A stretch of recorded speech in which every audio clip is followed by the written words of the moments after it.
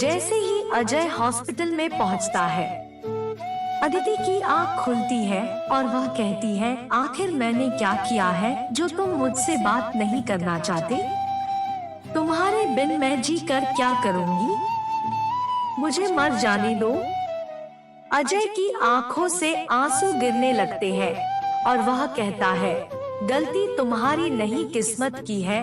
मेरे दिल में छेद है और मैं बस कुछ ही दिन का मेहमान हूँ, इसलिए मैं तुमसे दूर जाना चाहता था ताकि तुमको दुख न हो। अदिति अजय का हाथ पकड़कर मुस्कुराती है और आंखें बंद कर लेती है। आदित्य के चेहरे पर सुकून झलकता है और वह अपनी आखिरी सांस अजय के साथ लेती है। थोड़ी ही देर में अजय को हार्ट अटैक आ जाता है और अजय भी दुनिया छोड़ देता है। Heart touching love story Aditi और अजय की है। दोनों एक दूसरे से हद से ज्यादा प्यार करते थे। हर पल साथ रहना, घूमना फिरना और घंटों फोन पर बात करना दोनों के लिए आम बात थी। दोनों एक दूसरे के बिना एक दिन भी नहीं गुजार पाते थे। दुनिया की नजर में वह प्रेमी जोड़े की तरह थे, पर उन्होंने एक दूसरे को कभी प्रपोज नहीं किया था। दोनों एक दूसरे को अपना बहुत अच्छा दोस्त समझते थे और ऐसे ही वक्त गुजरता चला गया। दोनों एक दूसरे के साथ इतने खुश थे कि उनको किसी और की जरूरत ही नहीं पड़ती थी। हमेशा एक दूसरे के साथ वक्त गुजरा करते थे। एक दिन सुबह से लेकर शाम तक अदिति अजय को कॉल और एसएमएस करती रही, पर अजय का कोई रिप्लाई नहीं आया। अदिति बहुत परेशान और बेचैन हो गई। सुबह से उसने अजय को न जाने कितने कॉल और एसएमएस किए, पर उसको कोई जवाब नहीं मिला। अदिति को कुछ समझ नहीं आ रहा था वह क्या करे। देखते देखते रात के 2 बज गए। अदिति ने न खाना खाया और न उसको नींद आ रही थी। उसके मन में बस एक ही बात घूम रही थी, आखिर अजय उससे बात क्यों नहीं कर रहा। अदिति ने एक लास्ट एसएमएस किया, अगर मैं तुमको इतनी बुरी लगती हूँ तो अब मैं तुमको दोबारा कभी एसएमएस या कॉल नहीं करूँगी।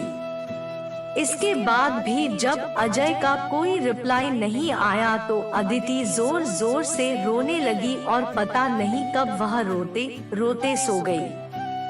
दूसरे दिन जब अदिति की आंख खुली तब उसने सबसे पहले फोन को उठाया और देखा उसमें एक मिस कॉल थी जो अजय की थी। अदिति ने बिना कुछ सोचे समझे तुरंत अजय को फोन लगाया। जैसे ही कॉल रिसीव हुआ वह जोर जोर से चिल्लाने लगी, तुम्हें हो क्या गया है? कल मैंने कितने कॉल और मैसेज किए, तुमने एक का भी रिप्लाई नहीं दिया। तुम समझते क्या हो और ना जाने क्या क्या। वह एक ही सांस में बोलती चली गई। अजय ने बड़ी शांति से उत्तर दिया, देखो कल मैं बहुत बिजी था और मैं अब रोज रोज तुमसे बात नहीं कर सकता। मेरे भी कुछ सपने हैं और मुझे अपने करियर पर फोकस करना है। इतना कहकर अजय ने फोन काट दिया। अदिति के पैरों तले से जमीन खिसक गई। वह समझ नहीं पा रही थी आखिर अचानक ऐसा क्या हुआ जो अजय उससे बात नहीं करना चाहता है। वह जोर जोर से रोने लगी और उसके सामने फ्लैशबैक चलने लगा। अजय के इस बदले हुए रूप के बारे में उसने कभी सपने में भी नहीं सोचा था। जैसे जैसे वह बातें याद करती वैसे वैसे उसकी आंखों से आंसू गिरते चले जाते। अदिति की नजरों के सामने अजय के साथ गुजारे एक एक पल की तस्वीर ऐसे घूम रही थी जैसे दोनों कल ही मिले हो, पर यह दोनों जानते थे उनका रिश्ता 7 साल से ज्यादा पुराना है। वह अपने आप को कमजोर, अकेला और दुखी महसूस कर रही थी। इससे पहले हर मुश्किल में अजय उसके साथ था, पर इस बार वह अकेली थी और उदास थी। अदिति एक ही दिन में इतनी टूट गई कि वह सुसाइड करने की सोचने लगी। शाम के समय अदिति ने हिम्मत करके अजय को कॉल किया।